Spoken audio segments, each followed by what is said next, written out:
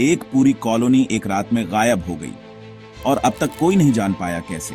सोचो यार, पूरा का पूरा गांव, बच्चे, बूढ़े, औरतें, मर्द, सबके सब रातों रात ऐसे गायब जैसे कभी थे ही नहीं। कोई निशान नहीं, कोई सुराग नहीं, बस एक खालीपन और एक नाम, रोआनोक। ये कहानी है आज से करीब 400 साल पहले की, जब कुछ अंग्रेज अमेरिका के एक टापू पर अपनी नई जिंदगी शुरू करने आए थे। सपने बड़े थे, उम्मीदें थीं, लेकिन किस्मत को कुछ और ही मंजूर था। मैं राहुल कुमार और आज इन्फोबज़ टीवी हिंदी पर हम उसी रहस्यमयी रोआनोक कॉलोनी की कहानी में गहरे उतरेंगे। ये कोई आम गुमशुदगी नहीं थी भाई, ये इतिहास का वो पन्ना है जिस पर आज भी सवालिया निशान लगा हुआ है। 115 लोग, जिंदा इंसान, आखिर कहां चले गए? क्या हुआ होगा उनके साथ उस रात?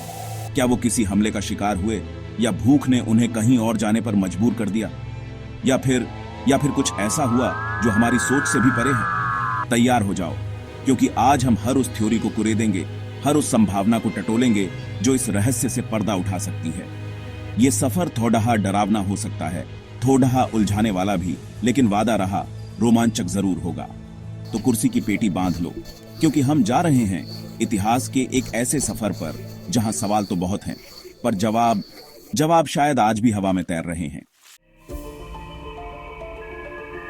तो भाई, सबसे पहली बात जो किसी के भी दिमाग में आएगी वो ये कि यार, नई जगह पर गए हो, वहां पहले से लोग रह रहे हैं, तो उनसे पंगा हो गया होगा। मतलब नेटिव अमेरिकन कबीले।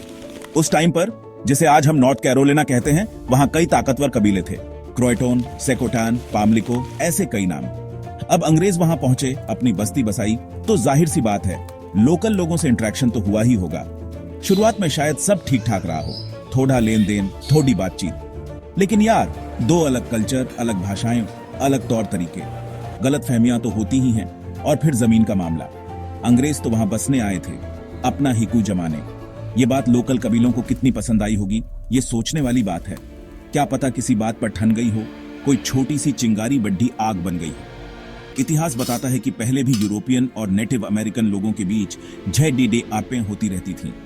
कभी खाने को लेकर, कभी जमीन को लेकर, तो कभी बस शक और डर की वजह से।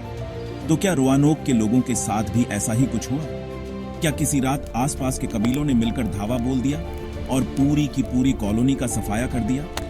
ये थ्योरी सुनने में तो एकदम सीधी लगती है ना?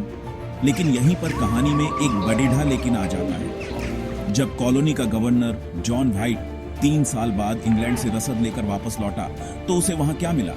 खाली झोपड़ियां, सामान बिखरा हुआ, लेकिन एलईडी ढाई का कोई निशान नहीं, कोई लाशें नहीं, खून खराबे के कोई सबूत नहीं। अगर इतना बड़ा हमला हुआ होता, 115 लोगों को मारा या बंदी बनाया गया होता, तो कुछ तो निशान मिलते ना यार। और तो और, कॉलोनी की हिफाजत के लिए जो बाड़डा लगाई गई थी, वो भी सही सलामत थी। ऐसा लग रहा था जैसे लोग बस उठे और कहीं चले गए। हाँ, एक पेडडर पर CRO और एक पोस्ट पर क्रोएटोन खुदा हुआ मिला था। क्रोएटोन पास का ही एक द्वीप था और वहां एक कबीला भी रहता था जिससे अंग्रेजों के रिश्ते ठीक ठाक थे। तो क्या ये कोई इशारा था कि वो लोग क्रोएटोन चले गए हैं? अब दूसरी थ्योरी पर आते हैं, जो थोड़ी कम ड्रामेटिक है लेकिन ज्यादा प्रैक्टिकल लग सकती है। वो है भूखमरी और डेजर्शन, मतलब कॉलोनी वालों का खुद ही उस जगह को छोड़कर कहीं और चले जाना। यार देखो, 16वीं सदी में नई दुनिया में जाकर बसना कोई बच्चों का खेल नहीं था। आज हम यहाँ बैठे हैं, ऑन ऑर्डर किया, खाना घर आ गया। तब ऐसा नहीं था भाई। उन लोगों को अपनी फसलें उगानी थी, शिकार करना था, और इंग्लैंड से आने वाली रसद पर भी निर्भर रहना पेडीडीढीता था। और अगर रसद आने में देर हो जाए या फसलें खराब हो जाएं, तो भूखे मरने की नौबत आ सकती थी। रोआनोक की जमीन भी खेती के लिए बहुत अच्छी नहीं बताई जाती। ऊपर से मौसम की मार, कभी सूखा, कभी तूफान। जिंदगी आसान नहीं थी उनके लिए। सोचो, खाने की कमी हो रही है, बच्चे बिलख रहे हैं, उम्मीद टूट रही है। ऐसे में इंसान क्या करेगा? या तो वहीं रहकर मौत का इंतजार करेगा, या फिर किसी बेहतर जगह की तलाश में निकल पीड़ेगा। हो सकता है रोआनोक के लोगों ने दूसरा रास्ता चुना हो। उन्होंने सोचा हो कि यार, यहां तो कुछ नहीं रखा, चलो कहीं और किस्मत आजमाते हैं। यह भी हो सकता है कि उन्होंने कॉलोनी को अलग अलग ग्रुप्स में बांट दिया हो।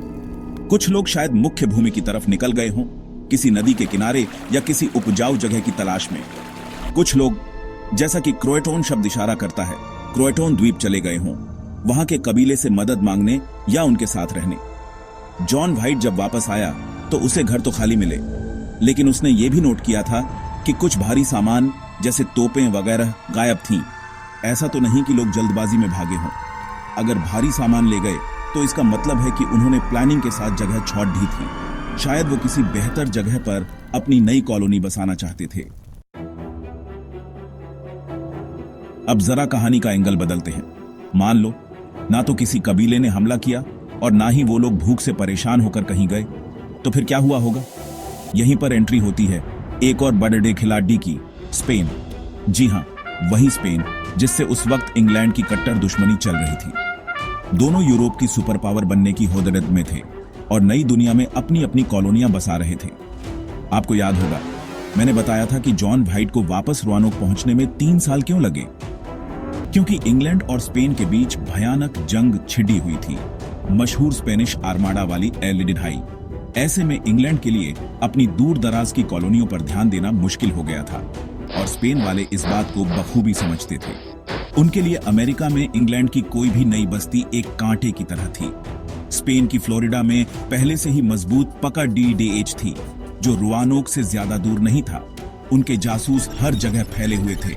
क्या ये मुमकिन नहीं कि स्पेनिश लोगों को रोआनोक कॉलोनी के बारे में पता चल गया हो और उन्होंने इसे अपने लिए खतरा समझा हो? एक नई इंग्लिश कॉलोनी उनके इलाके के इतने करीब, ये उन्हें कैसे बर्दाश्त होता?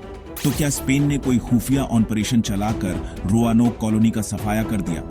ये थ्योरी भी काफी जोरदार है भाई। सोचो, स्पेनिश जहाज चुपके से रात के अंधेरे में रोआनोक के पास पहुंचे हों, उनके सैनिक उतरे हों और उन्होंने पूरी कॉलोनी को घेर लिया हो। शायद उन्होंने लोगों को बंदी बना लिया हो और अपने साथ स्पेन या अपनी किसी और कॉलोनी में ले गए हों। अगर ऐसा हुआ तो LD ढाई के निशान क्यों नहीं मिले? इसका एक जवाब यह हो सकता है कि स्पेनिश सैनिक बहुत प्रोफेशनल थे। उन्होंने हमला इतनी तेजी और सफाई से किया कि किसी को विरोध करने का मौका ही ना मिला हो, या फिर उन्होंने कॉलोनी वालों को कोई लालच दिया हो या डरा धमकाकर उन्हें समर्पण करने पर मजबूर कर दिया हो। अच्छा भाई, अब तक हमने जितनी भी बातें की वो सब जमीनी थी, मतलब इंसान, हालात, सियासत। लेकिन क्या हो अगर रोआनोक के गायब होने के पीछे कोई ऐसी ताकत हो जो हमारी समझ से ही परे हो? कोई अलौकिक शक्ति, कोई सुपरनैचुरल घटना? हाँ, सुनने में फिल्मी लगता है, लेकिन जब सारे लॉजिकल एक्सप्लेनेशन फेल होने लगे तो इंसान ऐसी बातें भी सोचने लगता है। उस जमाने में जब साइंस इतनी तरक्की पर नहीं थी, लोग भूत प्रेत, जादू टोना और दैवीय शक्तियों पर बहुत यकीन करते थे। हर अनहोनी घटना को किसी न किसी अलौकिक ताकत से जोड़कर देखा जाता था। तो क्या रोआनोक के साथ भी ऐसा ही कुछ हुआ? क्या कोई बुरी आत्मा या कोई श्राप उस जगह पर था जिसने पूरी कॉलोनी को निगल लिया? सोचो, वो नई जमीन, अनजान जंगल, अजीब अजीब आवाजें। रात के अंधेरे में डर लगना तो लाजमी है। क्या पता कॉलोनी वालों ने अनजाने में किसी ऐसी जगह पर घर बना लिया हो जो लोकल कबीलों के लिए पवित्र हो, या जहां किसी बुरी शक्ति का वास हो और उस शक्ति ने नाराज होकर सबको गायब कर दिया हो। कहानियां तो बहुत हैं। कुछ लोग कहते हैं कि उस इलाके में वेंडिगो नाम का एक आदमखोर दैत्य घूमता था। कुछ लोग किसी और तरह के शैतानी साए की बात करते हैं। ये सब लोग कथाएं हैं, इनका कोई पुख्ता सबूत नहीं है। लेकिन जब 115 लोग यूं गायब हो जाएं, तो ऐसी कहानियों को भी बल मिलता है। और फिर वो क्रोएटोन शब्द, क्या वो सिर्फ एक जगह का नाम था या किसी मंत्र का हिस्सा? कुछ थ्योरीज ये भी कहती हैं कि शायद कॉलोनी वालों ने खुद किसी तरह के जादू टोने का सहारा लेने की कोशिश की हो अपनी मुश्किलों से निकलने के लिए, और उस चक्कर में कुछ गड़बड़ा हो गई हो, कोई ऐसी शक्ति जाग गई हो जिसे वो काबू नहीं कर पाए। और अब आते हैं उस थ्योरी पर जो शायद सबसे ज्यादा हैरत अंगेज है और कुछ लोगों के लिए सबसे ज्यादा मजेदार भी। क्या रोआनोक कॉलोनी के लोगों को एलियंस उठाकर ले गए? हाँ भाई, आपने सही सुना, प्रग्रही जीव, UFO। ये थ्योरी भी रोआनोक के रहस्य से जुड़ी हुई है और इसके भी अपने मानने वाले हैं। अब आप कहोगे, यार राहुल, ये कुछ ज्यादा नहीं हो गया? एलियंस कहां से आ गए 16वीं सदी में? लेकिन भाई, जब कोई और जवाब ना मिले तो इंसान की कल्पना कहीं भी उड़ान भर सकती है। और एलियन वाली थ्योरी तो वैसे भी हर अनसुलझे रहस्य के साथ चिपक ही जाती है, चाहे वो पिरामिड हो या बरमूडा ट्रायंगल। तो इस थ्योरी के पीछे लॉजिक क्या है? लॉजिक ये है कि 115 लोगों का यूं अचानक बिना किसी निशान के गायब हो जाना, ये किसी इंसानी काम से ज्यादा किसी एडवांस टेक्नोलॉजी का कमाल लगता है। जैसे कोई आया, सबको उठाया और फुर से गायब। ना कोई शोर शराबा, ना कोई खून खराबा, एकदम क्लीन स्वीप। कुछ लोग कहते हैं कि शायद रोआनोक इंसानों और एलियंस के बीच पहला ऑफिशियल कांटेक्ट था जो बुरी तरह फेल हो गया, या शायद एलियंस इंसानों पर कोई एक्सपेरिमेंट करना चाहते थे और उन्होंने रोआनोक कॉलोनी को अपने सैंपल के तौर पर चुन लिया। सुनने में किसी साइंस फिक्शन फिल्म की कहानी लगती है ना, और वो क्रोएटोन शब्द। कुछ एलियन थ्योरी वाले कहते हैं कि ये शायद किसी तारे का नाम हो या किसी गैलेक्सी का जहां उन लोगों को ले जाया गया, या फिर ये एलियंस की भाषा का कोई शब्द हो जिसका मतलब हम आज तक नहीं समझ पाए। मतलब कल्पना की कोई सीमा नहीं है भाई। तो दोस्तों, ये थी रोआनोक की रहस्यमयी कहानी। एक ऐसी कहानी जिसने सदियों से इतिहासकारों, खोजकर्ताओं और हम जैसे आम लोगों को हैरान परेशान कर रखा है। हमने 5 अलग अलग थ्योरीज पर बात की: कबीलाई हमला, भुखमरी और पलायन, स्पेनिश साजिश, अलौकिक घटना और यहां तक कि एलियन एब्डक्शन भी। हर थ्योरी के अपने तर्क हैं, अपने सवाल हैं, लेकिन सच तो आज भी कहीं दबा हुआ है, वक्त की धूल के नीचे। शायद सच इन सब थ्योरीज का कोई मिला जुला रूप हो, या शायद कुछ ऐसा हो जो हमने सोचा भी ना हो। एक बात तो पक्की है, रोआनोक हमें याद दिलाता है कि इतिहास में ऐसे कई राज दफन हैं जिनका खुलना अभी बाकी है। ये 115 लोग कौन थे, उनके सपने क्या थे और उनके साथ आखिर क्या हुआ, ये सवाल शायद हमेशा एक पहेली बनकर रह जाए, लेकिन उनकी कहानी हमें हमेशा सोचने पर मजबूर करती रहेगी। अगर आपको यह रहस्यमयी कहानी पसंद आई तो वीडियो को लाइक करें, दोस्तों के साथ शेयर करें और ऐसे ही रोमांचक रहस्यों के लिए इन्फोबुल्स टीवी हिंदी को सब्सक्राइब जरूर करें। आपके हिसाब से रोआनोक कॉलोनी के साथ क्या हुआ होगा? नीचे कमेंट्स में हमें अपनी थ्योरी जरूर बताएं। क्या पता आपका अंदाजा ही सच के सबसे करीब हो। अगली बार फिर मिलेंगे एक और अनसुलझी कहानी के साथ। तब तक के लिए सोचते रहिए और खोजते रहिए।